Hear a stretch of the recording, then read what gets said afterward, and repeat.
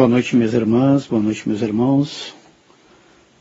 Hoje vamos tecer sobre o capítulo 5, Bem-aventurados os aflitos, item 14 a 17. Suicídio e a loucura.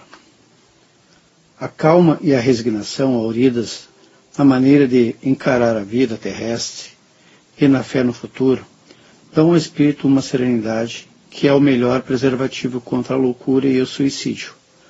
Com efeito, é certo que a maioria dos casos de loucura são divididos à comoção produzidas pelas vicissitudes que o homem não tem força de suportar.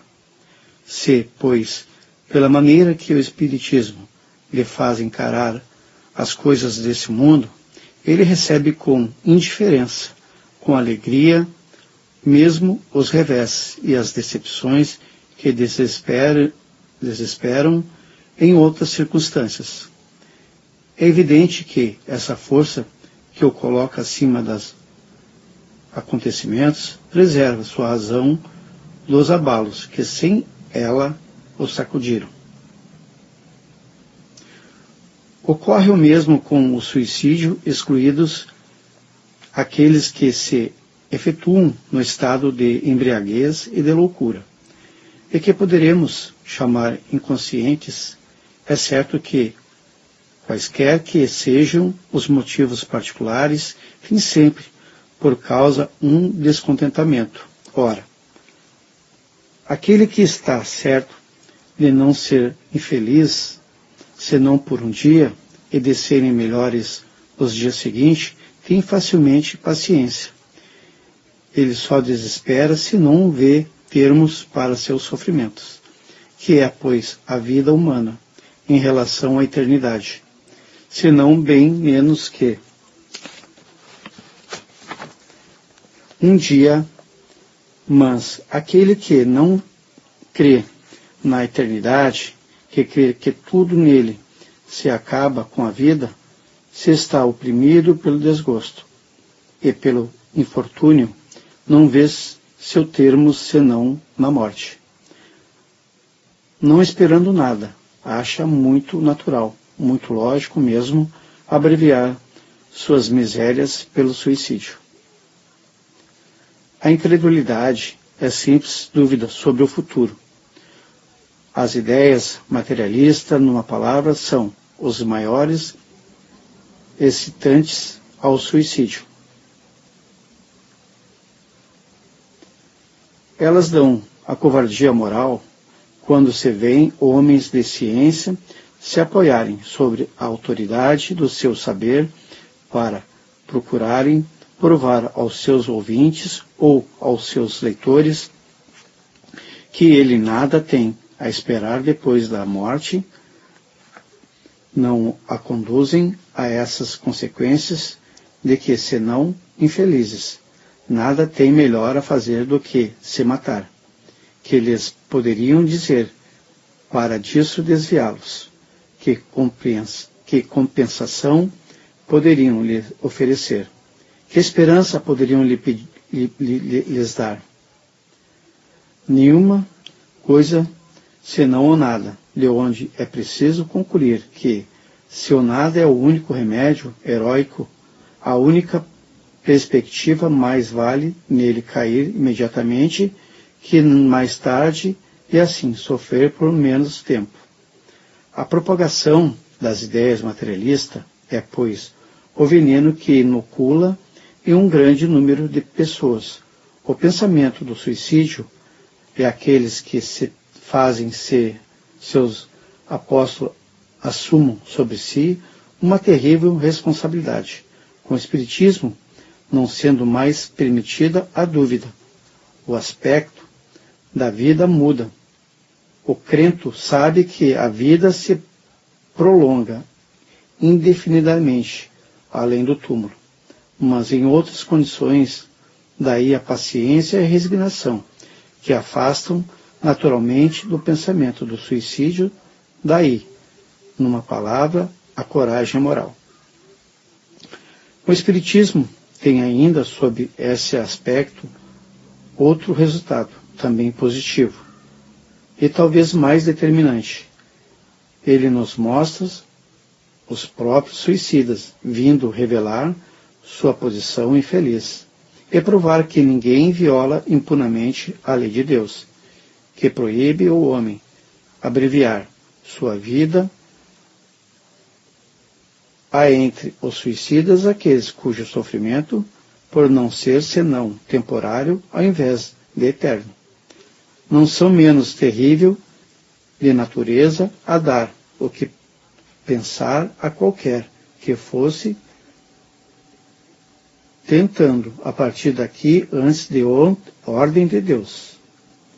O Espírito tem, pois, para contrabalançar a ideia do suicídio, vários motivos, a certeza de uma vida futura, na qual ele sabe que será tanto mais feliz quanto tenha sido mais infeliz e mais resignado na terra. A certeza de que, abreviando sua vida, alcança um resultado justamente contrário ao que esperava.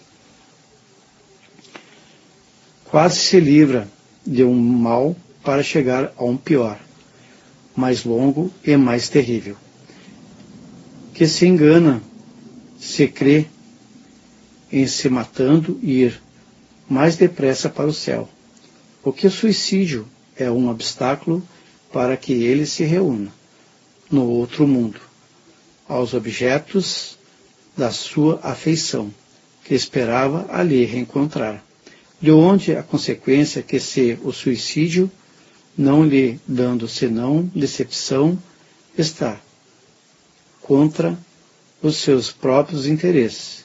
Igualmente, o número dos suicídios impedidos pelo Espiritismo é considerável, e pode-se disso concluir que quando todo mundo for espírita, não haverá mais suicídios conscientes, comparando-se, pois, o resultado das doutrinas materialista e espírita, sob o único ponto de vista do suicídio. Vemos que a lógica de uma a ela conduz, enquanto que a lógica da outra dele desvia, o que está confirmado pela experiência. Vou ler um trechinho aqui do nosso livro dos Espíritos a respeito do suicídio.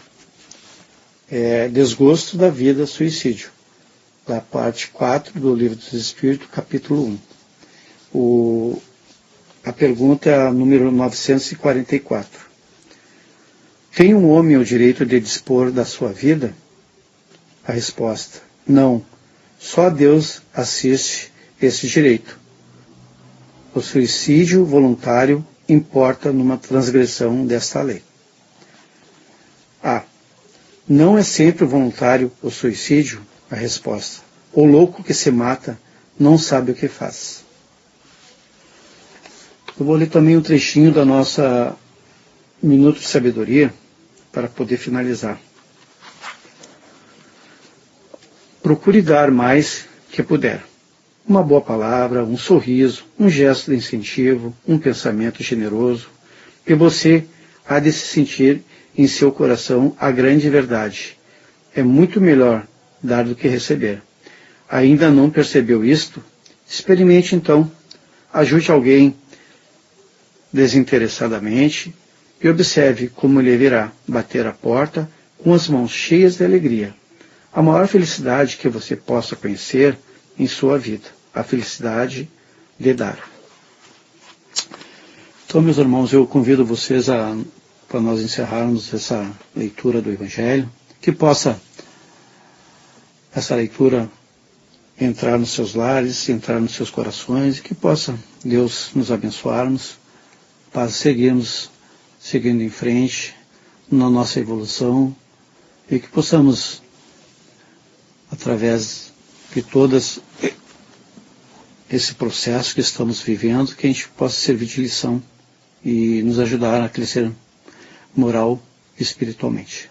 Então, eu convido a vocês a levar um pensamento a Deus e a Jesus, e que Deus possa nos abençoar nesse momento, e que tenhamos um futuro melhor do que estamos hoje.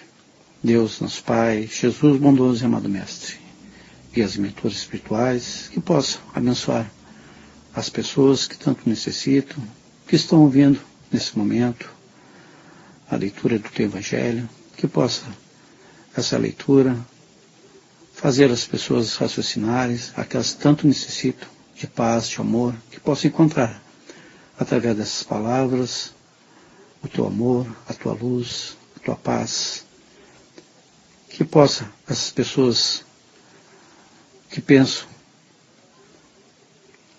que a morte é tudo, que a morte é a solução, mas que elas possam raciocinar e ver que a vida tem sentido, que a vida, na realidade,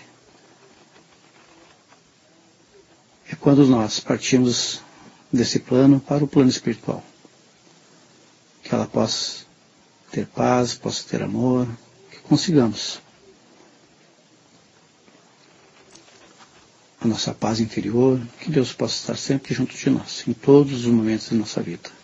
Te pedimos também que possa abençoar e fluidificar as águas que estão sobre as mesas, onde estiver um copo d'água, onde estiver uma garrafa com água dentro das geladeiras, que possa ali ser fluidificado e ali colocar os medicamentos necessários para cada um de nós.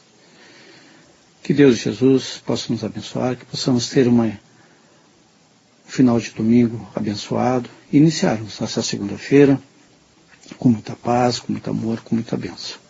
Que possamos ter uma semana repleta de amor, de paz e felicidade. Que Deus possa estar sempre junto de nós e que assim seja.